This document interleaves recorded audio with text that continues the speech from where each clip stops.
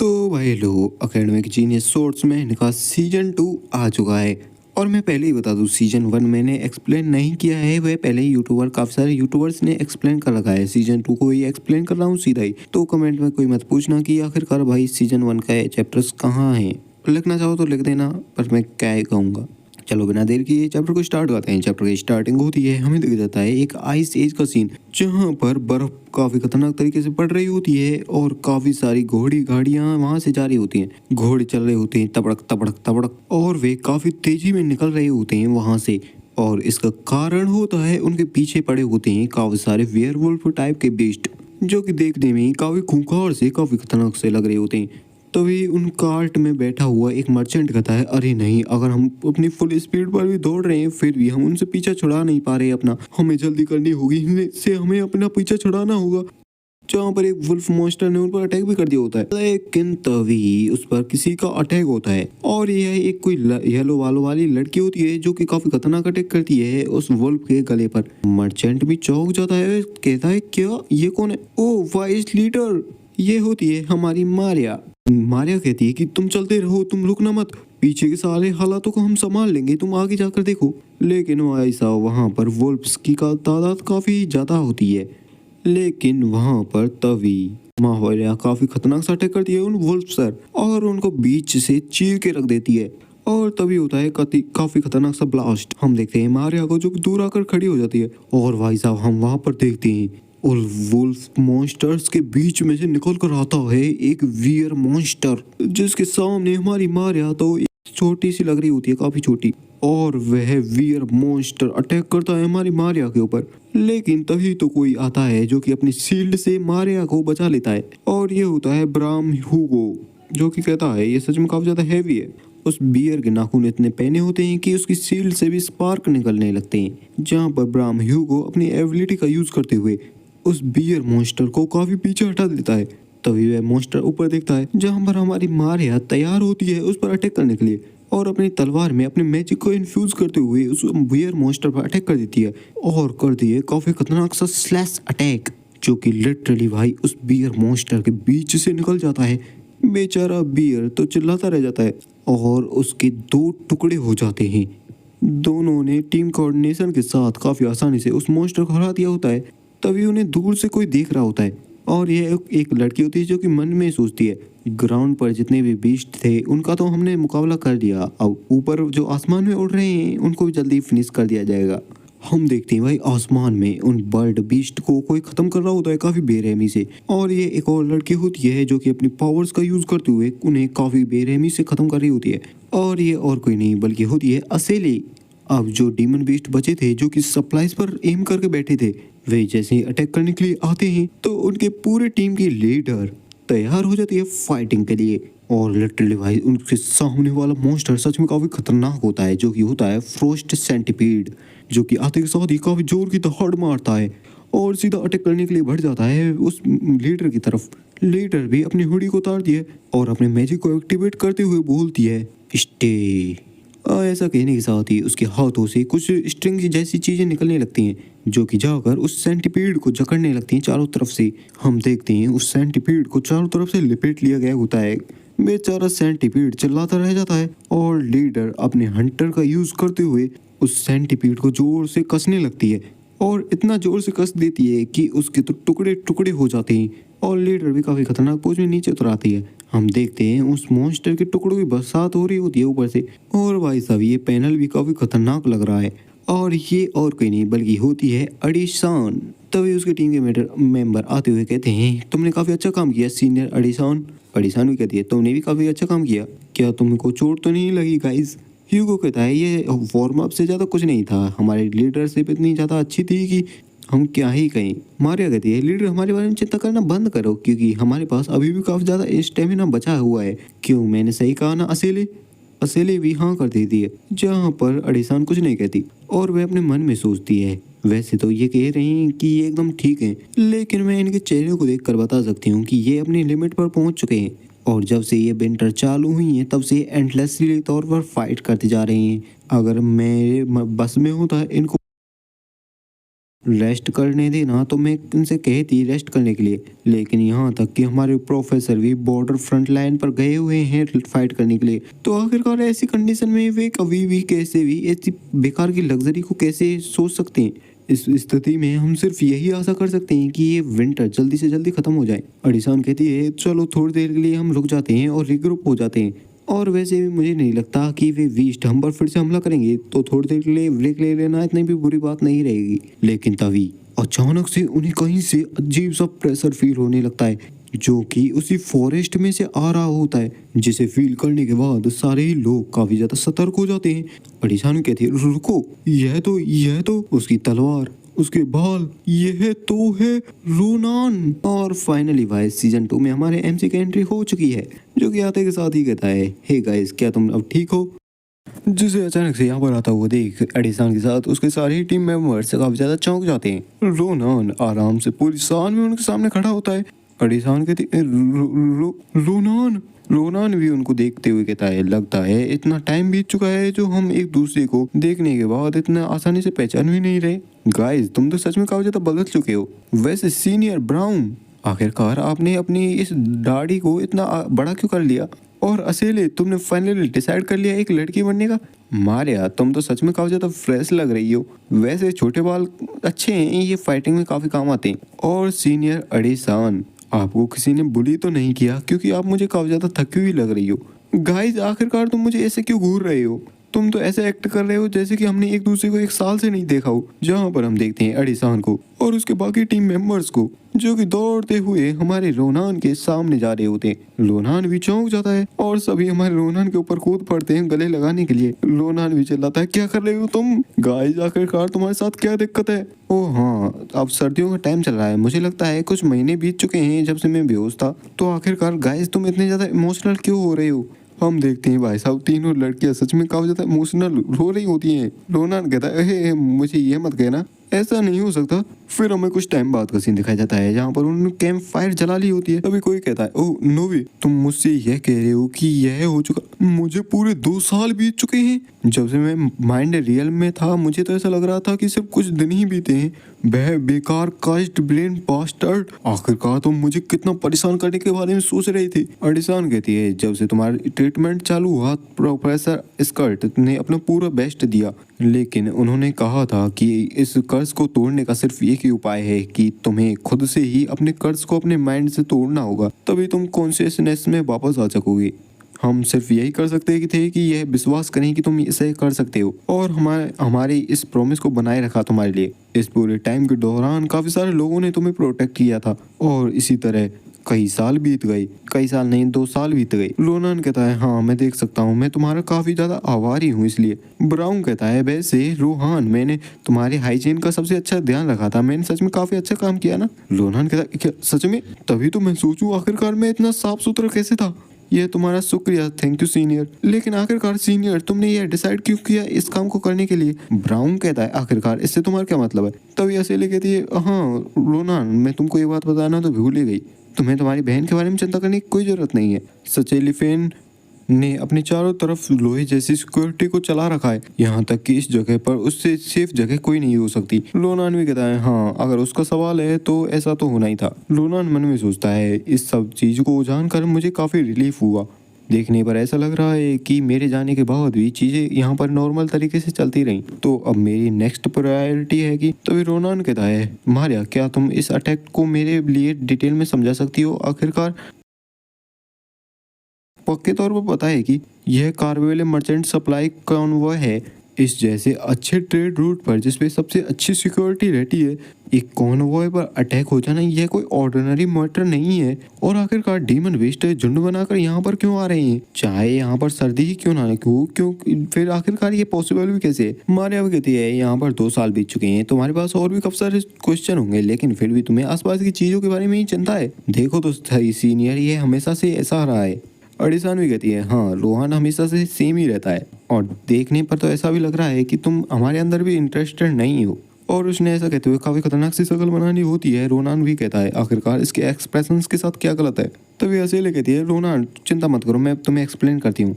ये सारी चीजें 1 साल पहले शुरू हुई थी, जब ये कभी ना खत्म होने वाली सर्दियाँ चालू हुई, और ये सारी चीजें चालू हुई विच ऑफ विंटर की वजह से, जिसके नाम को सुनकर तो रोनान भी चौंक जाता है और मन में सोचता है क्या क्या मैंने सही सुना, विच ऑफ विंटर, एक ऐसी लड़की जिसने सारी ही चीजों को डीप तरीके से जमा दिया था, सभी चीज को बर्फ में कवर कर दिया था, यहाँ तक कि काउंटलेस लोगों को बर्फ में जमा कर मार दिया।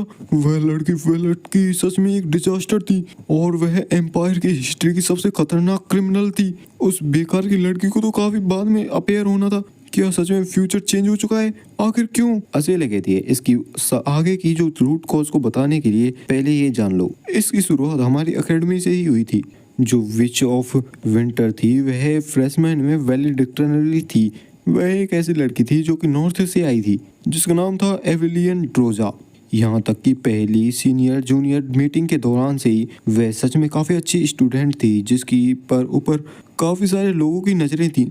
यहाँ तक कि उसने एलिजाबेथ का भी सामना किया था और उसे काफी गंदी तरीके से हराया भी था। रोनान कहता कि एलिजाबेथ, मैं विश्वास नहीं कर सकता। असेले कहती है हाँ, सभी लोग यही कह रहे थे। सेंचुरीज में सिर्फ एक जो जीनियस आता है वह हमारी एकेडमी में आ चुका था, लेकिन एक दिन अचानक से उसने एक काफी ठंडी लहर छोड़ दी, ठंड की, वो भी हमारे एकेडमी के बीचों बीच में। और जिस वजह से ये इतनी ठंड वाली मौसम आ गया, जिसकी बात को सुनने के बाद रोनान भी चुप हो जाता है। रोनान भी कहता है आखिरकार वह अब कहाँ है? इस स्टेटू देखने के बाद मैं कह सकता हूँ कि वह मरी तो नहीं होगी अभी। क्या तुम्हें पता है आखिरकार वह कहाँ मिल सकती है? असेली कहती है कि नहीं, तुम्हें चिंता करने की बात जरूरत नहीं है। वह खतरनाक witch of winter fortress of screams Loden में है, जहाँ पर एक ऐसे अनब्रेकेबल आइस प्रिजन में है जिसको उसने खुद के लिए खुद से बनाया है, जहाँ पर वे अभी भी कैंप फायर के चारों बगल बैठे हुए होते हैं। असेली कहती है कोल्ड एयर का जो एक्सप्लोजन था वह एकेडमी के बिल्कुल बीचों बीच हुआ था और यह एकेडमी फिलियन के बाहर भी काफी तेजी से फैल गया। पूरा गांव, पूरा शहर, सारे लोग इससे बचकर भागने लगे, लेकिन पूरा ही रीजन एक बर्फ की चादर में ढक गई। फिलियन के प्रोफेसर्स ने तेजी दिखाते हुए रिएक्ट किया और सभी ने मिलकर उस विच ऑफ विंटर का सामना किया, लेकिन फिर भी विच ऑफ विंटर इतनी आसान अपोनेंट नहीं थी। उनकी पावर्स के बीच में काफी तगड़ा क्लैश भी देखने को मिला और जैसे तैसे जाकर विच ऑफ विंटर एविलियन को ओवरपावर किया गया, लेकिन वहां पर सिर्फ एक प्रॉब्लम रह गई, एक ऐसा अजीब मैजिक जिसने पूरे एम्पायर को कवर कर लिया और विच ऑफ विंटर एविलियन ने खुद को अपने ही उस आइस में प्रिजन कर लिया। अब वह एक ऐसी आइस में जमी पड़ी हुई है जिसे कोई भी क्रैक नहीं कर सकता, चाहे उसके साथ कुछ भी हो जाए। रोनान को तो इसकी बातों को पर भी यकीन नहीं हो रहा होता। वह कहता है आखिरकार तुम्हारा मतलब क्या है इससे? एडिसन कहती है हाँ, इसने जैसा कहा वह एकदम सही है। वह एकदम अजीब सी सील है जिसे इस दुनिया की स्पेल से तो एकदम अलग माना जाता है। यह मैजिक कम बल्कि फिनोमेनन ट्रांसेंड लगता है, जो कि फिजिक्स के लॉज से भी एकदम परे है। प्रोफेसर नावी रोज और स्वॉर्ड सेंट जियापा, यहाँ तक कि और भी काफी सारे पावरफुल लोगों ने उस बर्फ को तोड़ने का प्रयास किया, लेकिन कोई भी उस पर स्क्रैच तक नहीं डाल पाया। जिसकी बात सुनकर तो रोनान और भी ज्यादा शौक में हो जाता है, जहाँ पर रोनान अपने मन में सोचता है मेरे पास्ट लाइफ में विच ऑफ विंटर यानी कि एवेलियन एक ऐसी कलामिटी थी जिसका कोई अंदाजा भी नहीं लगा सकता था। यह फैक्ट कि जो कि अब तक कुछ हुआ है वह तो सिर्फ ट्रेलर था। मेरी पास्ट लाइफ में तो उसने इस पूरी जगह को एक आइस ग्लेशियर में बदल दिया था। वे सिविलियन से जो कि ठंड में नहीं बच पाए, वे सारे ही जम के मर गए और उन्हें रियलाइज भी नहीं हुआ आखिरकार उनके साथ हुआ तो हुआ क्या। और हाँ, वह रीजन जिस वजह से उसे हराना इतना आसान नहीं था, वह कारण था उसका कलामिटी लेवल। उसके पास काफी खतरनाक लेवल का आइस मैजिक था और उसके एरिया में उसकी मानक कैपेसिटी एकदम लिमिटलेस थी। और पास्ट टाइम में वहाँ पर सिर्फ एक इकलौता ऐसा बंदा था जो कि उसके सामने खड़ा हुआ था, एक और कलामिटी लेवल का बंदा, स्वॉर्ड सेंट सिरिलफेन। जहाँ पर हम उनकी पास्ट की फाइट को देखते हैं, जो कि एक दूसरे के सामने खड़े होते हैं। सिरिलफेन अटैक करने के लिए आगे बढ़ता है और वह विच ऑफ द विंटर भी तैयार होती है फाइट के लिए। रोनान बताता है वह बैटल सच में एम्पायर की सबसे खतरनाक बैटल्स में से एक मानी जाती है। वह बैटल कई दिनों तक चली थी, लेकिन अंत में सिरिलफेन ने एक काफी खतरनाक अटैक उस विच के हार्ट पर किया था, जिस वजह से वह मारी गई।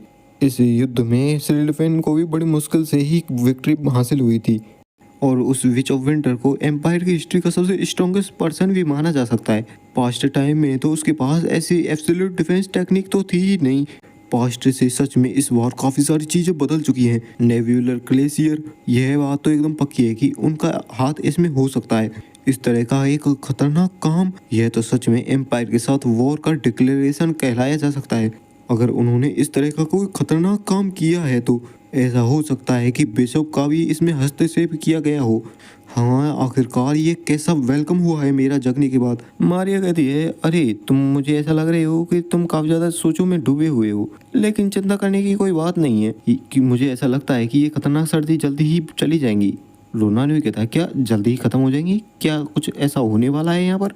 तभी मारिया कहती है, हाँ, इम्पीरियल फैमिली ने एक फरमान जारी किया है, तो क्योंकि यह जो काम है वह ह्यूमन अफेयर से एकदम परे का काम है, तो हिज इम्पीरियल मैजेस्टी ने अपने असिस्टेंस से रिक्वेस्ट की है, द मदर ऑफ फायर से और नावाडोजर रेस से, जहाँ पर हमें एक काफ़ी गर्म लावा वाली जगह का सीन दिखाया जाता है, जहाँ पर होते हैं काफ़ी खतरनाक खतरनाक ड्रैगन्स। तभी एक ड्रैगन को दिखाया जाता है जो कि किसी के सामने झुका हुआ होता है, और यह सबसे पावरफुल ड्रैगन लग रहा है मुझे। वह ड्रैगन कहता है, क्या आपने मुझे यहाँ पर बुलाया था? The master of all races, जहाँ पर सिंहासन पर कोई रानी सी बैठी होती है। तभी वह कहती है, मैंने हाल ही में ह्यूमंस के किंग की उस रिक्वेस्ट को एक्सेप्ट किया है। ओरिजिनली एक अनलिखे रूल के तहत हमारी रेस कभी भी दुनियादारी के चक्करों में और अफेयर्स में वैसे तो जाती नहीं, लेकिन धरती और आकाश के गार्डियंस होने के नाते हम धरती को ऐसे ही जमने के लिए नहीं छोड़ सकते।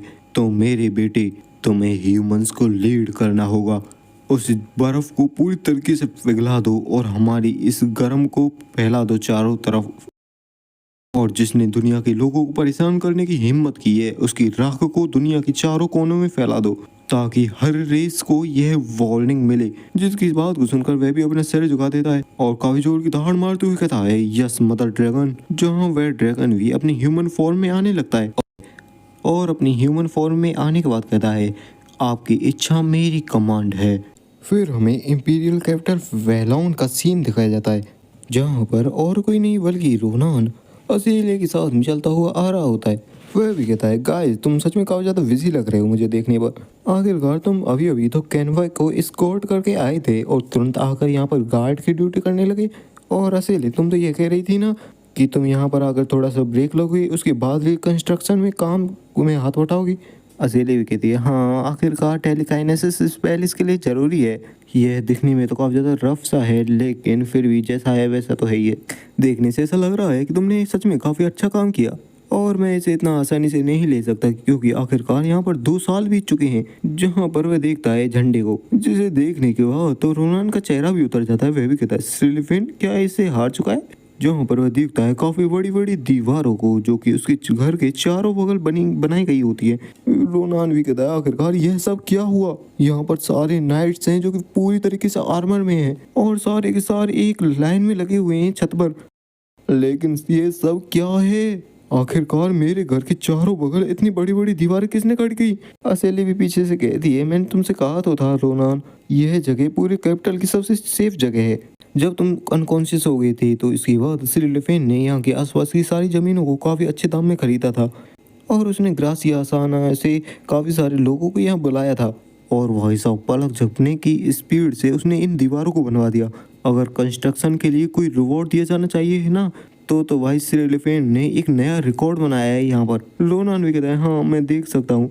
उसे पता नहीं है आखिरकार चीज़ों को आसानी से कैसे संभालते हैं। वेल, देखा जाए आखिरकार वह कौन है, वही एकदम सही आदमी है जिसके हाथों में मैं अपनी बहन को सौंप सकता हूँ।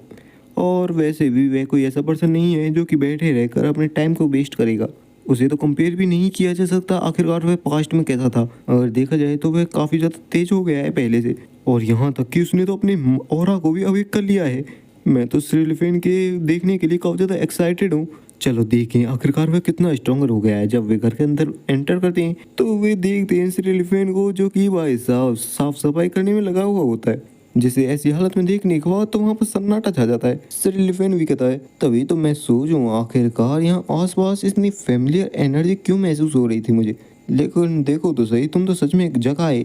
रोनान तुमने सच में बेकार काम किया। रोनान भी चिल्लाते हुए कहता है आखिरकार तुम क्या कर रहे हो ये सब। सिरिलिफेन भी कहता है तुम देख तो सकते हो ना, मैं साफ सफाई में लगा हुआ हूँ। यहाँ पर उड़ने वाली ये धूल मिस आयरल की श्वसन तंत्र को खराब कर सकती है, तो मैं इसे अभी खत्म कर देना चाहता हूँ। रोनान कहता है हाँ ये तो मैं समझ गया, लेकिन ये पूछ रहा हूँ आखिरकार क्यों। नहीं, यह तो एकदम फनी चीज लग रही है जब मैं इसके बारे में सोच रहा हूँ। पहले तुम मुझे यह बताओ आखिरकार तुम किसी और के घर के आसपास क्यों घूम रहे हो, जैसे कि ये तुम्हारा घर हो। अगर तुम्हें इस जगह को गार्ड करना ही है तो उन बड़ी बड़ी दीवारों पर जाकर करो ना।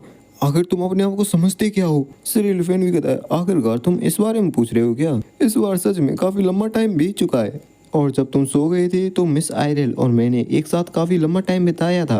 वे सच में काफी खुशी भरे दिन थे, मेरे तो जिंदगी के सबसे ब्राइट डेज। और अब भी साथ में हमने एक इंसिडेंट को भी फेस किया था, जिसकी ऐसी बातों को सुनकर तो रोनान को भी काफी ज्यादा गुस्सा आ रहा होता है। रोनान अपनी तलवार को निकालता है और सिरिलिफेन पर अटैक करने के लिए आगे बढ़ने लगता है और कहता है तुम क्रेजी बास्टर्ड, मैं तुम्हें मार दूंगा। जहाँ पर पीछे से असीले उसे शांत करने की कोशिश कर रही होती है, लेकिन वह सिरिलिफेन तो कहता है क्या तुम डुअल करना चाहते हो, लेकिन मैं अभी काफी ज्यादा बिजी हूँ। रोनान भी चिल्लाते हुए कहता है इस सारी चीजों को छोड़ो तुम बास्टर्ड, आखिर तुमने अभी अभी जो कहा था उसका क्या मतलब था। अगर इसका वह मतलब हुआ जो कि मैं सोच रहा हूँ तो तुम्हारा यह दिन लास्ट। तभी वहां पर किसी की एंट्री होती है, जो कि आते के साथ ही कहता है ओ ये वॉइस, जिसे देखकर तो मैं समझ गया। और रोनान भी पीछे मुड़कर देखता है, वहां पर और कोई नहीं बल्कि उसकी बहन होती है, जो कि रोनान को देखने के बाद काफी ज्यादा खुश हो जाती है और इतनी इमोशनल हो जाती है कि आंखों में से भी आंसू आने लगते हैं। रोनान भी अपनी बहन को देखने के बाद शांत हो जाता है और यहाँ पर हमें उन भाई बहन का प्यार देखने को मिलता है। रोनान भी कहता है बहन मुझे देर से आने की वजह से माफ करना। फिर हमें कुछ टाइम बाद का सीन दिखाया जाता है, जहाँ पर सारे लोग एक टेबल के चारों बगल बैठे होते हैं, जहाँ पर रोनान कहता है आखिर इस इडियट का इंसिडेंट से क्या मतलब था। सिरिलिफेन अपने झाड़ू की तरफ इशारा करते हुए कहता है उसका मतलब था बसंत की जो साफ सफाई थी वह। रोनान की बहन भी कहती है हाँ यही मतलब था। वैसे तो वह अपनी गार्ड की ड्यूटी की वजह से काफी ज्यादा बिजी था, लेकिन फिर भी वह मेरी मदद करने के लिए यहाँ पर आया था। और अब मैं जब इसके बारे में फिर से सोचती हूँ तो तुमने कहा था कि तुम्हारी क्लीनिंग करना एक हॉबी है ना। सिरिलिफेन भी कहता है हाँ ऑफ कोर्स मिस आयरल, मैं तो अपनी लाइफ को बिना साफ सफाई के इमेजिन भी नहीं कर सकता। और वह हमारे रोनान की तरफ काफी अजीब सा फेस बनाते हुए कहता है आखिरकार मैं भी सोचता हूँ आप जैसी एक सुसंस्कृत लेडी के पास एक ऐसा अजीब सा भाई कहाँ से आ गया। यह सच में काफी बड़ी मिस्ट्री है। वहाँ पर रोनान भी इरिटेट होते हुए कहता है यह तो मेरा क्वेश्चन है, आखिर ग्रेसियानो फैमिली के पास तुम्हारे जैसा बदतमीज बंदा कहाँ से आया। बहन भी कहती है अभी ये इम्पोर्टेंट नहीं है। रोनान तुम मुझे ये बताओ क्या तुम अब पूरी तरीके से ठीक हो, कोई चोट तो नहीं लगी तुम्हें। रोनान भी कहता है मैंने तुमसे कहा तो था मैं एकदम ठीक हूँ, अब मेरे बारे में चिंता करना बंद करो। और ऐसे ही करके वे दोनों बात करने लगते हैं, जहाँ पर सिरिलिफेन उन्हें दूर से देख रहा होता है और कहता है लगता है मेरा काम यहाँ पर खत्म हुआ, मुझे यहाँ से चले जाना चाहिए। तो ठीक है मैं यहाँ से चलता हूँ, अपने फैमिली के तौर पर अपने टाइम को आराम से बिताएं। जहाँ पर रोनान उसे जाता हुआ देख कर कहता है क्या तुम अभी से यहाँ से जा रहे हो, यहाँ तक कि तुम्हें अभी अभी तो ब्रेक मिला था। सिरिलिफेन कहता है हमें अभी अभी खबर मिली है कि नॉर्थर्न रीजन में कुछ सस्पिशियस एक्टिविटीज दिखाई गई हैं, तो ग्रेसियाना का रिप्रेजेंटेटिव होने के नाते मुझे वहाँ पर जाकर खुद से एग्जामिन करना होगा उन चीज़ों को। लेकिन मुझे लग रहा था कि मैं अगर यहाँ पर नहीं रहूँगा तो कुछ गलत हो सकता है यहाँ पर, लेकिन जब तुम अब यहाँ पर आ चुके हो तो मुझे इसके बारे में सोचने की चिंता नहीं है। तुम्हारे साथ यहाँ पर रहने के होते हुए तो बिल्कुल भी नहीं, आखिरकार तुम यहाँ पर जो हो। हम देखते हैं उनकी माना ऑरा के बीच में काफ़ी तगड़ा क्लैश। रोनान कहता है सिरिलिफेन अब तुम यहाँ से जा रहे हो तो मेरे लिए थोड़ी बहुत तुम्हारी फैमिली के नाम पर कुछ टिकट्स को छोड़ जाना। वह भी कहता है क्या टिकट्स। रोनान कहता है हाँ मुझे ऐसी एक काम है जो कि मुझे काफ़ी ज़रूरी है करना, वो भी लोडोलैंड में, जहाँ पर हम उस प्रिजन के अंदर का सीन देखते हैं जहाँ पर काफ़ी सारे लोगों को बंदी बनाकर रखा गया होता है। फिर हमें देखा जाता है नेबुला क्लेरियर स्पेशल क्वार्टर का सीन, जहाँ पर भी एक बंदा और एक बंदी को पकड़ कर रखा गया होता है। एक विलीवर सलीला होती है जिसे किसी टेररिस्ट इंसिडेंट की वजह से पकड़ कर रखा गया होता है, और एक होता है विलीवर डोरान जिसे ग्रेंसिया डची में स्पाई करने के तौर पर और जुर्म में यहाँ पर कैद करके रखा गया होता है। तभी वहाँ पर उनके पास कोई आता है और आते के साथ कहता है हाँ कितना डिस्ट्रेसिंग है अपने बिलीवर्स को दुख सहते हुए देखना। बच्चों तुम्हारी ये फेद जो तुमने अब तक बनाई रखी है इसके लिए तुम्हारा शुक्रिया। वे लड़की भी कहती है क्या ये रिफाइंड पावर स्टार्स की है, तो क्या ऐसा हो सकता है कि यह वह बंदा भी हाथ बढ़ाते हुए कहता है तुम्हारे साथ यह जो खतरनाक पेन है, खतरनाक दुख है और तुम्हारे अंदर का यह गुस्सा, ये सारे ही इमोशंस जल्द ही एक राइटियस फ्रूट को धारण करेंगे। चिल्ड्रन ऑफ द स्टार्स, मेरे पास आओ, मैं तुम्हें स्टार्स के ब्लेसिंग्स के साथ लीड करूंगा। फिर सीन शिफ्ट होता है, हमें बर्फ में जमी हुई फॉरेस्ट का सीन दिखाया जाता है, जहाँ पर रोनान और असीली साथ में चलते हुए जा रहे होते हैं कहीं पर, जहाँ पर रोनान कहता है तो तुम्हारे कहने के मुताबिक जो अब नया शिप यहाँ से जाएगा उस तरफ, तो वह 4 दिन बाद जाने वाला है। मैंने कभी नहीं सोचा था कि वहाँ पर जाने में भी मुझे काफ़ी ज़्यादा दिक्कतों का सामना करने पड़ सकता है, लेकिन आखिरकार वहाँ जाना कितना अर्जेंट है इसे देखने के बाद अब कुछ कर भी तो नहीं सकते। असेले भी कहती है, रोना तुम्हें जागे हुए 1 दिन भी नहीं बीता और उससे पहले तुम कहीं और जाने के बारे में कह रहे हो, तुम्हें आराम करने के बारे में सीखना चाहिए। रोनान कहता है, अरे चिंता मत करो, मुझे ऐसा लगता है कि मैं काफ़ी ज़्यादा इम्पेशेंट हूँ और वैसे भी तुम्हारे साथ यहाँ पर चलना मुझे पुराने दिनों की याद दिलाता है। और जब तुम कहती थी तुम तो एक लूजर हो, तुम कभी भी एकेडमी में नहीं आ सकते और एक रोंदू बच्चे की तरह मेरे पीछे पड़ी रहती थी। असेली भी चिल्लाते हुए कहती है, आखिरकार मैं कभी रोते हुए बच्चे की तरह थी। तभी वह भी अपने चेहरे को फेरते हुए कहती है, वैसे भी अगर तुम नहीं होते तो मैं अभी भी निम्बुतावन में किसी के द्वारा बुली की जा रही होती।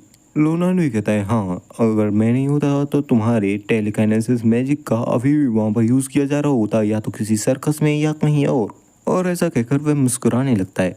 असेले भी उसे खुश देखकर वह भी काफ़ी ज़्यादा खुश होती है और ऐसे ही हंसी मजाक करते हुए वहाँ से चलने लगते हैं। तो रोनान कहता है, आखिरकार लोडोलैंड में एक सिचुएशन कैसी है? आखिरकार वहाँ पर विच ऑफ विंटर को कैद किया गया है, तो वहाँ पर चीज़ें इतनी शांतिपूर्वक नहीं रहेंगी और वैसे ही शुरुआत से उस जगह के बारे में कुछ भी शांतिपूर्ण तो था ही नहीं। असेली भी कहती है, हाँ वहाँ पर सच में कोई भी शांति भरा दिन तो रहता नहीं होगा। जब विच ऑफ विंटर को वहाँ पर कैद किया गया था तब से इंपीरियल फैमिली ने एक काफ़ी बड़ा फरमान निकाला था और उस फरमान में यह कहा गया था कि जो कि इविलियन की उस आइस को तोड़ते हुए उसे बाहर निकालेगा और इस सर्दियों का अंत करेगा, उसे काफ़ी बड़े बड़े रिवॉर्ड्स दिए जाएंगे। तो इस फरमान को सुनने के बाद काफ़ी सारे लोग जो कि अपने ट्रू स्ट्रेंथ को छुपा रहे थे और कुछ फेमस कैप्टन्स, नाइट्स सभी वहाँ पर आने लगे। यहाँ तक कि मेज टावर के काफ़ी सारे मेजेस भी, वहाँ पर काफ़ी सारे स्ट्रॉन्ग लोग आए, लेकिन उनमें से कोई भी अंत तक उस बर्फ़ पर एक स्क्रैच भी नहीं डाल पाया। और इस सिचुएशन को देखते हुए तभी रोनान उसकी बात को काटते हुए कहता है, सभी प्रोफेसर सोल्यूशन को ढूंढने के लिए लग गए और मुझे तो यह भी लगता है कि वे अलग अलग जगह पर गए हैं ताकि इसका सोल्यूशन ढूंढ सके। असेले भी कहते हैं, हाँ तुम सही कह रहे हो, अगर वे प्रोफेसर यहाँ पर होते तो तुम्हें देखकर सच में काफ़ी ज़्यादा खुश हो जाते। रोनान भी कहता है, हाँ मैं उनके ओल्ड बूढ़ों के बारे में तो नहीं कह सकता, लेकिन अगर मेरी मास्टर मुझे देख लेती तो वह तो सीधे अपनी तलवार को निकाल लेती और कहती, तो चलो रोनान देखें आखिरकार तुम कितने स्ट्रांग हुए हो अब तक। जिसके ऐसे फेस को इमेजिन करते हुए भी रोनान काफी चौंक जाता है और परेशान होता है। तभी रोनान पीछे मुड़ते हुए कहता है, अब सोचा जाए तो आखिरकार उसके साथ क्या हुआ था। विच ऑफ द विंटर के हाथों हारने के बाद उसका तो जो भी प्राइड थी वह तो कुचल गई होगी ना, और वह शायद इस टाइम पर काफी ज्यादा गुस्से में होगी। असेली भी कहती है, नहीं ऐसा कुछ नहीं है, उसका मैजिक ही नहीं बल्कि वह माइंड के तौर पर भी काफ़ी ज़्यादा स्ट्रांग है। उस दिन हारने के बाद एलिजाबेथ तुरंत अपनी स्पेशल ट्रेनिंग को चालू कर दिया था उसने। और क्या तुम्हें पता है उसने हमसे तब क्या कहा था? उसने कहा था ये भले के लिए ही हुआ है, यही मुझे सबसे ज़रूरी चाहिए था। मुझे ये महसूस करना था आखिरकार हारना कैसा लगता है, और इस पर विजय प्राप्त करने के बाद मैं परफेक्शन की तरफ एक कदम और पास आ गई। रोनान भी उसकी बातों को सुनने के बाद कहता है, हाँ मैं जैसा कि देख ही सकता हूँ वह बिल्कुल भी नहीं बदलेगी। असेले कहती है, क्योंकि एलिजाबेथ एक मेंबर बन चुकी है, तो जब तुम चले गए थे तो उसने एडिसन के फुट स्टेप्स को ही फॉलो किया। रोनान भी कहता है, ओह यह तो सबसे अच्छी चीज़ है जो कि मैंने अब तक सुनी है। एलिजाबेथ सच में काफ़ी ज़्यादा टैलेंटेड है, मैं हमेशा से ही उसे अपनी टीम में लाना चाहता था। तभी असेली भी कहती है, हाँ ऐसा ही नहीं है बल्कि हमारी टीम के बाकी के सारे मेंबर्स काफ़ी हार्ड ट्रेनिंग कर रहे हैं। सीनियर ब्राउन और मारिया वे पहले से काफ़ी ज़्यादा स्ट्रांग हो चुके हैं, और सीनियर अडेसान वे तो उस स्टूडेंट काउंसिल प्रेसिडेंट भी बन चुकी हैं। और क्या तुम्हें पता है मैं भी काफ़ी ज़्यादा हार्ड ट्रेनिंग कर रही हूँ उस ग्रिमोर के साथ जो कि तुमने मुझे को दी थी। ऑफ कोर्स तुमको ये दिख नहीं रहा होगा लेकिन मैंने की थी। रोनान भी कहता, क्या तुम अब तक उस क्रेजी ग्रिमोर को पढ़ रही थी, वो भी बिना गिव अप किए? तो चलो देखें आखिरकार अब तुम कितनी बेस्ट हो चुकी हो। असेली कहती है, लेकिन कैसे देखोगे? तभी रोनान अचानक से उसके ऊपर अटैक कर देता है और उस अटैक का प्रेशर सच में काफी खतरनाक होता है। लेकिन रोनान भी अपने सामने के सीन को देखकर चौंक जाता है और कहता है, मैं तो इस अटैक को करने के बाद तुम पर हिट होने से पहले इसे रोकने के बारे में सोच रहा था, लेकिन तुमने तो पहले ही मेरे अटैक को काफी आसानी से अपने टेलीकाइनेसिस से रोक लिया। जहाँ पर हम देख भी सकते हैं अजीले ने काफी आसानी से उस अटैक को रोक लिया होता है टेलीकाइनेसिस से। जहाँ पर वह कहती है, रोनान तुम सच में काफी अजीब हो, हम दोनों 2 साल बाद जाकर मिल रहे हैं और तुम अभी भी मेरे साथ ऐसा व्यवहार कर रहे हो। लेकिन क्या तुम जानते हो कि मैं भी तुम्हें दिखाना चाहती थी कि मैंने अब तक कितनी हार्ड ट्रेनिंग की है। और असेली भी अपनी पावर्स को यूज करने लगती है और अपनी पावर्स को यूज करते हुए रोनान जिस पत्थर पर खड़ा होता है उस पत्थर को ऊपर उड़ा देने लगती है। तभी रोनान किसी चीज को देखकर चौंक जाता है। वह देखता है कि असेली ने अपनी पावर्स को यूज करते हुए उस पत्थर को काफी दूर झटका दिया होता है।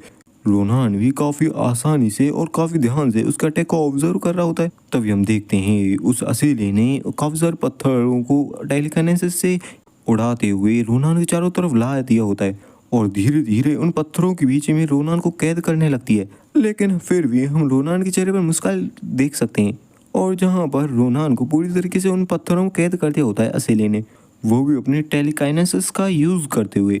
साथ ही में नीचे से एक नुकीले स्पाइक पत्थर को भी उस पत्थर बीचों बीच से निकाल दिया होता है। लेकिन तभी हम देखते हैं हमारे रोनान को, जिसने काफी आसानी से उसके उस अटैक को डिफेक्ट कर दिया होता है और अपनी पावर्स को एक्टिवेट करते हुए सीधा एक डैगर को फेंकता है असेली की तरफ, जो कि सीधा उसी की तरफ बढ़ रहा होता है। लेकिन वह भी उस अटैक को आता हुआ देख लेती है और अपनी पावर्स का यूज करते हुए उस अटैक को रोकने लगती है।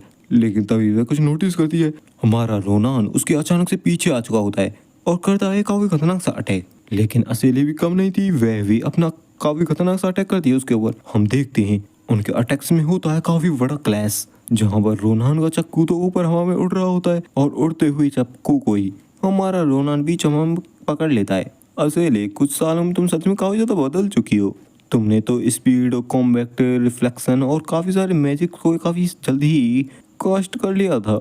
जहाँ पर हम देखते हैं रोनान तो आराम से खड़ा होता है और असेली नीचे बैठी हुई होती है, यानी कि हार चुकी होती है।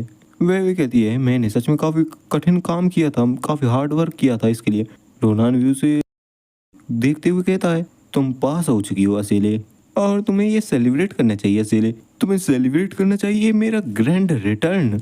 और मैंने ये डिसाइड किया है कि मैं तुम्हें अपने पहले एडवेंचर पर अपने साथ ले जाऊंगा।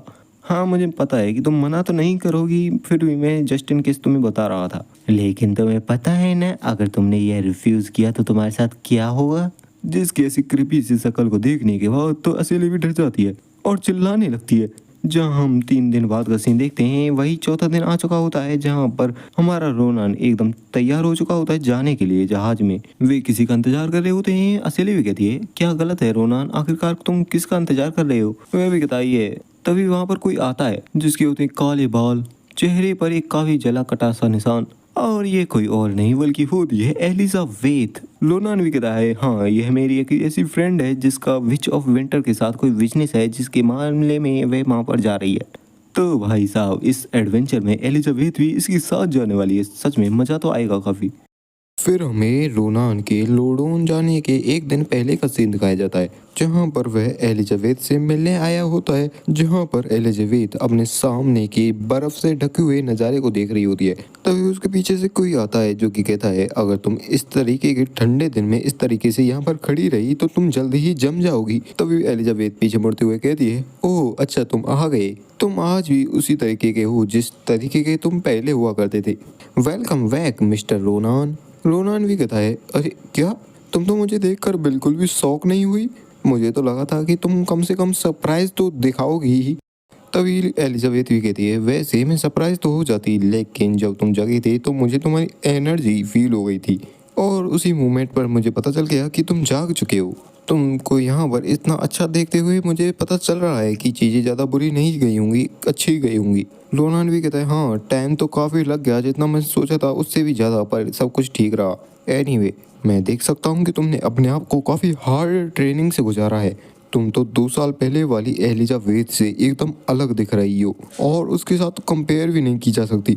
एलिजाबेथ भी कहती है अरे यह सही नहीं है, वैसे भी जो कोई भी अक्लूसियन नेम को धारण करता है उसके लिए ये सब तो नेचुरल है, और यहाँ पर अभी भी काफ़ी सारे ऐसे पार्ट हैं जो काफ़ी ज़्यादा इमेच्योर हैं, और कुछ ऐसी भी चीज़ें हैं जिन्हें मुझे रिजॉल्व करना है। जहाँ पर रोनान भी उसी के हाथ की तरफ देख रहा होता है। रोनान भी अपनी जेब में हाथ डालते हुए कहता है देखने से ऐसा लग रहा है कि मैंने एक राइट पर्सन को ढूंढा है और तुम मेरे एडवेंचर के लिए एकदम परफेक्ट कैंडिडेट हो। जहाँ पर उसने निकाली होती है वही टिकट।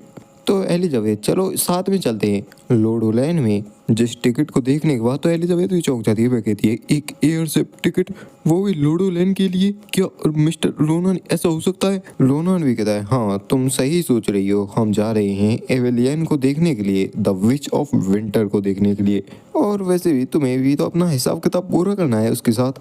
और इस बात का अंदाजा मैं इस चीज़ को देखकर लगा सकता हूँ कि तुम्हारे हाथ पर जो ये घाव हैं तुमने इनको अभी तक हील नहीं किया है, जो कि किसी भी नॉर्मल पोजीशन से हील हो सकते थे। और इसका कारण है क्योंकि तुम अपनी हार को भूलना नहीं चाहती, और ये घाव तुम्हारी हार को बार बार तुम्हें याद दिलाते हैं। और वैसे भी पास्ट को बार बार याद करते रहना यह चीज़ों को बदल तो नहीं देता, तुम्हें ही पहले आगे बढ़कर चीज़ों को बदलना पड़ता है। जिसकी बात को सुनकर एलिजाबेथ भी काफ़ी चौंक जाती है। और एलिजाबेथ कहती है किसी भी लेडी के दिल की बात को कहना, वो भी बिना उसकी आज्ञा के, तुम तो अभी भी काफ़ी ज़्यादा बेपरवाह हो मिस्टर रोनान। फिर भी वह उसके हाथ से उस टिकट को लेने लगती है और कहती है मुझे काफ़ी ज़्यादा खुशी होगी आपके साथ वहाँ पर जाने में, लोडोलैंड में जाने की में। फिर हम नेक्स्ट सीन में देखते हैं जहाँ पर उनकी एयर से पहुँच चुकी होती है लोडोलैंड में, और उनका वेलकम करने के लिए एक सिक्योरिटी गार्ड आया होता है। और वह बंदा कहता है मैं जानता हूँ तुम्हारी यहाँ तक आने की ट्रिप काफ़ी ज़्यादा लंबी और इतनी आसान नहीं रही होगी। मेरा नाम है के और मैं यहाँ का एक गार्ड हूँ, और मुझे यहाँ पर आने वाले विजिटर्स को देख रेख के लिए असाइन किया गया है, और आप मुझे के नाम से भी बुला सकते हो। और वैसे भी फिलियन एकेडमी के जितने भी टैलेंट्स हैं उनको गाइड करने में मेरे लिए काफ़ी होनर की बात रहेगी। और भाई हम देखते हैं असीले तो उसे देखकर ही डरे जा रही होती है। रोनान उसे और डराने लगता है और कहता है तुम तो अभी से डर गई, अंदर जाकर देखो तो सही, वहाँ पर तो इससे भी डरावनी चीज़ें हैं। जिसकी बात को सुनकर असीले और जोर से चिल्लाने लगती है, और उनकी मजाक की बातों को काटते हुए वह गार्ड कहता है तो चलो मैं आपको अंदर ले जाता हूँ और मैं ही आपको गाइड करूँगा, तो मेरे साथ ही रहना, और मैं आपको वहाँ ले जाऊँगा जहाँ विच ऑफ विंटर है। हम उसके अंदर का सीन देखते हैं जो कि काफ़ी डार्क, काफ़ी डरावना सा होता है, जहाँ पर काफ़ी सारे लोगों को कैद करके रखा गया होता है। वे भी कह रहे होते हैं प्लीज़ हमें ग्लोरी ऑफ स्टार दो, और ऐसा कहते हुए वे अपने हाथों को उन्हीं की तरफ बढ़ा रहे होते हैं जहाँ पर हमारे रोनान और वो सभी आगे निकल गए होते हैं। रोनान भी इस सीन को देख कर कहता है ये जगह हमेशा से ही ऐसी रही है, क्या यहाँ के सभी लोग बिलीवर्स हैं? जहाँ पर हम देखते हैं पीछे असेले को जो कि काफ़ी ज़्यादा डर रही होती है इस सीन को देखकर, और उन कैदियों की हालत भी काफ़ी ज़्यादा अच्छी नहीं होती। तभी गार्ड के कहता है हम वहाँ पहुँच गए, तो मैं आपकी सेफ्टी के लिए बता दूं अंदर काफ़ी ज़्यादा ठंड है, तो अपनी बॉडी को माना से कवर कर लेना। ये काफ़ी ज़्यादा स्पेशल फैकल्टी है जो कि लोडोन के अंदर बनाई गई है, और इसे इसलिए बनाया गया था ताकि हाई रिस्क वाले जो क्रिमिनल्स हैं उनको कैद करके रखा गया है। लेकिन अभी के लिए तो यहाँ पर सिर्फ विच ऑफ विंटर को ही कैद करके रखा गया है। द एविसियल जोड़े का इसका नाम है, जहाँ पर हम उस रूम के बीचों बीच देख सकते हैं एक काफी बड़े आइस के टुकड़े को, जहाँ पर रोनान उसे देखते हुए मन में सोचता है जैसे कि यह मुझे याद है, यह तो उससे काफी ज्यादा यंग दिखाई दे रही है, लेकिन मैं काफी ज्यादा श्योर हूँ यह वही विच ऑफ विंटर है जिसने पूरे एम्पायर को बर्फ में कवर कर दिया है। द एविलियन ड्रोजा, जिसे ऐसी कंडीशन में देखने के बाद तो एलिजाबेथ भी काफी ज्यादा चौंक जाती है। तभी गार्ड के कहता है रुको यहीं पर, देखने से ऐसा लग रहा है कि कोई बंदा उसे तोड़ने की कोशिश कर रहा है, प्लीज इसे ध्यान से देखना। जहाँ पर एक हम नाइट को देखते हैं जो कि ट्राई कर रहा होता है उस बर्फ को काटने की। वह बंदा कहता है मैं हूँ ह्यूमात्सु नाइट्स का कैप्टन, द फर्स्ट स्वॉर्ड क्रायो बुंटा। अपनी इस सिंगल स्ट्राइक के साथ मैं इस बिच को काट के रख दूंगा और अपने इस एम्पायर को बचा के रहूंगा या। और ऐसा कहने के साथ वह अपनी पूरी पावर के साथ उस बर्फ के टुकड़े पर अटैक करने लगता है। उस बंदे ने अटैक तो काफी खतरनाक किया होता है, लेकिन उसके उस अटैक के साथ ही उसकी तलवार भी टूट के अलग हो जाती है, लेकिन उसके बर्फ के टुकड़े पर एक स्क्रैच तक नहीं आया होता। इस सीन को देखकर तो उसे भी कुछ समझ ही नहीं आ रहा होता। वह भी चलाते हुए कहता है आखिरकार ये पॉसिबल भी कैसे है, यह तो काफी ज्यादा फेमस स्वॉर्ड है जो कि पीढ़ी दर पीढ़ी सभी को पास की जाती है, आखिर यह इतनी आसानी से कैसे टूट सकती है। तभी उस नाइट के पीछे से कोई आता है जो कि कहता है, हाँ नाइट्स की यही तो दिक्कत होती है, वे सारी ही चीज़ों को ब्रूट फोर्स के साथ हल करने की कोशिश करते हैं। इस दुनिया में ऐसी भी काफ़ी सारी चीज़ें हैं जिनको सिर्फ वही काबू कर सकते हैं जिन्होंने नेचर के लॉज को पढ़ा होता है, जैसे कि मेजेस।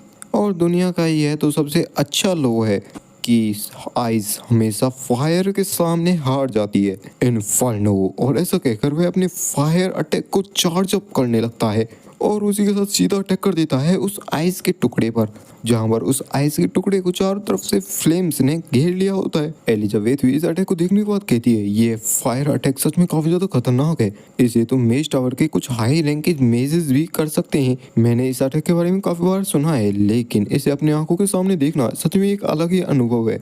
लेकिन फिर भी यह अटैक तो इसके सामने कुछ भी नहीं कर पाया। लिटरली भाई, उस आइस के टुकड़े से एक पानी की बूंद भी नहीं गिरी होती। असेली भी कहती है उस नाइट कैप्टन के जो द्वारा की गई थी वह फर्स्ट स्ट्राइक सच में काफी ज्यादा खतरनाक थी। मुझे तो नहीं लगा था कि उस स्ट्राइक को खाने के बाद भी इस पर एक भी स्क्रैच नहीं पड़ेगा। आखिरकार ये आइस का टुकड़ा, मेरा मतलब है इस मैजिक का सोर्स क्या है। रोनान भी इस सारी चीजों को ऑब्जर्व कर रहा होता है आराम से, मन में सोचते हुए कहता है, इनके पास स्किल्स तो काफी अच्छे हैं, लेकिन अभी इनका बैड लक चल रहा है। ऐसा इसलिए क्योंकि इस आइस में ब्लेसिंग ऑफ द स्टार्स को मिलाया गया है, और इसका एक ही मतलब हो सकता है कि which of the winter order के साथ मिली हुई है। यह कहीं ना कहीं से तो कनेक्टेड है। अगर यहाँ पर ब्लेसिंग ऑफ द स्टार इतनी बड़ी दिक्कत है तो मैं तो इसे काफ़ी आसानी से काट सकता हूँ, क्योंकि वह तो मेरे लिए कोई बड़ी दिक्कत है नहीं। फिर भी यह चीज़ मेरे पास्ट लाइफ से एकदम डिफरेंट होने वाली है। होने वाली क्या है, हो चुकी है। और जितना मैं ऑर्डर के बारे में जानता हूँ, ऑर्डर के आँख और कान यहाँ पर भी हो सकते हैं, और अगर ऐसा ही है तो अभी मुझे अपना कदम नहीं बढ़ाना चाहिए। अभी के लिए अच्छा होगा कि सिर्फ देखें और सिचुएशन को ऑब्जर्व किया जाए। वैसे भी थोड़ा देर और इंतजार करने में ज़्यादा देर तो नहीं हो जाएगी। तभी गेट खुलता है और वहाँ पर कोई आता है जो कि कहता है, अरे कितनी गंदी स्मेल फैली हुई है यहाँ पर, सच में कितना बदबूदार है ये। तभी हमारे रोनान को भी अजीब सा प्रेशर फील होने लगता है, जो कि उसी गेट से बाहर निकल रहा होता है। लोगों को तो इसमें खड़ा होना भी मुश्किल हो रहा होता है, और वह प्रेशर सच में काफी खतरनाक होता है। रोनान भी उसे महसूस करने के बाद सोचता है, यह एनर्जी और प्रेशर, इसे तो मैंने पहले भी महसूस कर रखा है। एक ऐसी ओवरवेलमिंग प्रेजेंस जो कि दो रेसेस के बीच में डिफरेंस को रिप्रेजेंट करती है। डिग्री तो डिफरेंट है, लेकिन यह वही हो सकता है जिसे मैं सोच रहा हूँ, एक ड्रैगन। वहां पर वह बंदा आते हुए कहता है, अपने सिर को झुकाओ मॉर्टल्स, इन सर्दियों का अंत अब आ चुका है, वो भी मेरी फ्लेम्स के हाथों।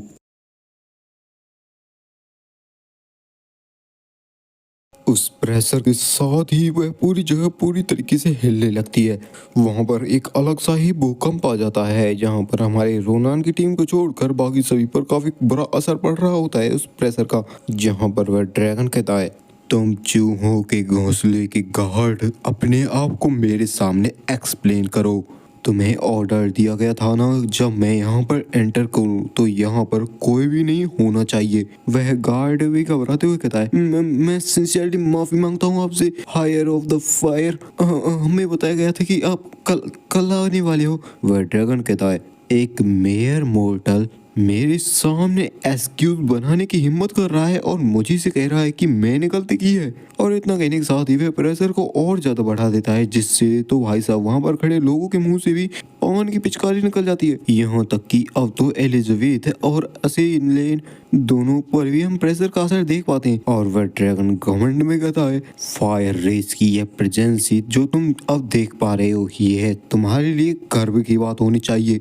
सच में तुम अब की बार काफी आगे बढ़ चुके हो, तुम बेकार के मॉर्टल। और ऐसा कहते हुए वह अपनी पावर्स को एक्टिवेट करने लगता है उसे मारने के लिए। वह गार्ड भी काफी ज्यादा डर जाता है। वह सोचता है, यह तो अविश्वसनीय कंसंट्रेटेड माना है, तो यह है असली पावर एक ड्रैगन की। और वह ड्रैगन भी कहता है, राख में बदल जाओ। लेकिन तभी वहां पर किसी का हाथ आता है जो कि उस ड्रैगन के हाथ को बगल में हटा देता है, और उस अटैक को होने से रोकने वाला और कोई नहीं बल्कि होता है हमारा दबंग रोनान। और रोनान कहता है, हे अब की बार तो तुम अपनी लाइन को ही क्रॉस कर रहे हो, एक बार खुद की तो तरफ देखो छिपकली, आखिरकार तुम तो अभी बड़े भी नहीं हुए और उससे पहले ही इतने आगे जाने के बारे में सोच रहे हो। और एक बात ध्यान से सुन लो, अगर तुम इससे आगे बढ़े तो मैं तुम्हें इसी वार्निंग के साथ छोड़ने वाला तो नहीं हूँ। और इस टाइम पर रोनान भी काफी ज्यादा गुस्से में आ चुका होता है, जिसके बाद उस ड्रैगन का प्रेशर भी खत्म हो जाता है।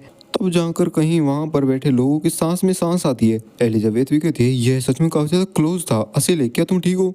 असेली भी कहती है हाँ, मैं तुम्हारी प्रोटेक्शन मैजिक की वजह से अब तक ठीक हूँ और तुम्हारा शुक्रिया जो कि मैं अब तक ठीक रही। वह गार्ड भी मन में सोचने लगता है, मैंने तो सुना था कि मास्टर कारा का सच में इनक्रेडिबल टैलेंटेड है, लेकिन यह बंदा तो कुछ अलग ही है।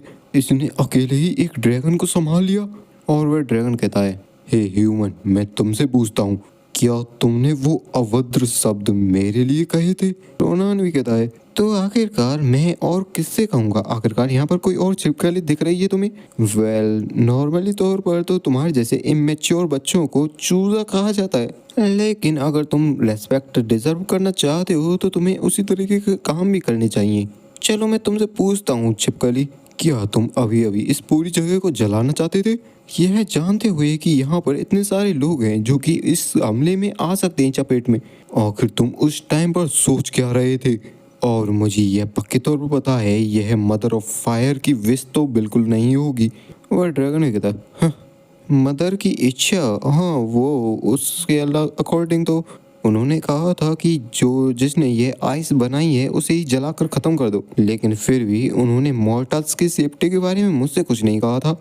मैं तो यहाँ पर अपने सामने आने वाले कीड़ों को निपटाना चाहता था, ना इससे ज्यादा ना इससे कुछ कम। और ऐसा कहते हुए वह भी हमारे रोनान पर अटैक करने लगता है और करता है काफी खतरनाक सा अटैक, जिससे कि वहाँ जमीन पर भी क्रैक्स पड़ जाते हैं। लेकिन वह ड्रैगन भी किसी चीज को देखकर काफी ज्यादा चौंक जाता है। रोनान ने उसके अटैक को ब्लॉक कर लिया होता है और कहता है, हे छिपकली, मैं तुम्हें एक चीज को क्लियर कर देता हूँ, तुमने इस सब की शुरुआत की थी। और ऐसा कहकर वह उसके हाथ को भी झटका देता है और अपने डैगर के साथ उस पर अटैक करने के लिए आगे बढ़ जाता है। वहीं दूसरी तरफ से वह भी अपने अटैक के लिए तैयार होता है। दोनों ही एक दूसरे को हिट करने ही वाले होते हैं कि तभी वहां पर काफी सारी चेन्स आ जाती हैं,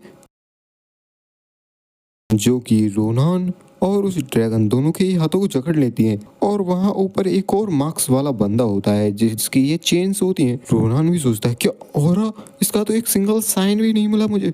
जहाँ पर वह बंदा अपनी चेन्स को खींचता है और हवा में उड़ते उड़ते रोनान और उस ड्रैगन को फाइट करने से रोक देता है। वे चेन्स ऑरा से इन्फ्यूज होती हैं। वह भी इन्हें देखकर चौंक जाता है और सोचता है यह औरत एकदम डिफरेंट है, मैं महसूस कर पा रहा हूँ यह पावर, यह मेरी बॉडी को ही नहीं बल्कि इंटरनल मानव को भी काबू कर रही है। तभी वहाँ पर कोई आता है जो कि कहता है, तुम दोनों शायद से भूल चुके हो आखिरकार तुम दोनों कहाँ पर हो। यह एम्पायर की सबसे गहरी डार्कनेस है जो कि एम्पायर की लाइट को संभालती है, और यह बात भी सच है कि यहाँ की सभी रूल्स को सभी को पालन करना चाहिए, वो भी विनक्सी अपवाद के। प्लीज सावधान रहा करो, क्योंकि लोडोलैंड का इंचार्ज होने के नाते मैं इस सब को टॉलरेट नहीं करने वाला। और मदर ऑफ फायर की मर्सी को देखते हुए अगर आज के इस हादसे की रिपोर्ट उनसे की जाए तो यह तुम्हारे लिए भी काफी शर्मनाक बात होगी, है ना? Fire of the fire, Hindi में बोले तो अग्नि का उत्तराधिकारी। वह बंदा भी कहता है, हो तो तुम मुझे धमकी देने की कोशिश कर रहे हो, सच में कितनी ज्यादा बोल्ड हो तुम। कैसा रहेगा कि अगर यहाँ पर कोई बंदा ना हो जाए जो कि मेरी शिकायत करे जब वहाँ जाकर। वहाँ पर वह मार्क्स वाला बंदा भी कहता है, ओह, देखने से ऐसा लग रहा है कि तुम अपनी रेस की पावर में सच में अंधे हो चुके हो। इस केस में अपनी लोडोलैंड के उन सारे नियमों का पालन करते हुए हमें अपने लॉ को बनाए रखना होगा, जहाँ पर उसके एक इशारे पर वहाँ पर काफी सारे वैसे मार्क्स वाले बंदे आ जाते हैं। और वह बंदा कहता है, चाहे इसकी कीमत मेरी जान से क्यों ना अदा हो। सच में भाई माहौल काफी ज्यादा इंटेंस हो जाता है उस टाइम पर, और वह ड्रैगन भी उस माहौल की इंटेंसिटी को समझने लगता है। और उस माहौल की इंटेंसिटी को समझने के बाद कहता है एक दिन, और अपनी जंजीरों को तोड़ने लगता है और कहता है, मैं तुम्हें एक दिन का टाइम देता हूँ, जब मैं अगली बार यहाँ पर कदम रखूँ तो यहाँ पर एक भी मॉर्टल नहीं होना चाहिए, और इस बात को भी ध्यान में रखना कि तुम्हें और कोई चांस नहीं मिलने वाला। और ऐसा कहकर वह वहाँ से जाने लगता है। रोनान भी उसके इस बिहेवियर को देखने के बाद काफी ज्यादा गुस्सा होता है। वह कहता है, आखिरकार मदर ऑफ फायर अपने बच्चों को इस तरीके से बड़ा कर दिया।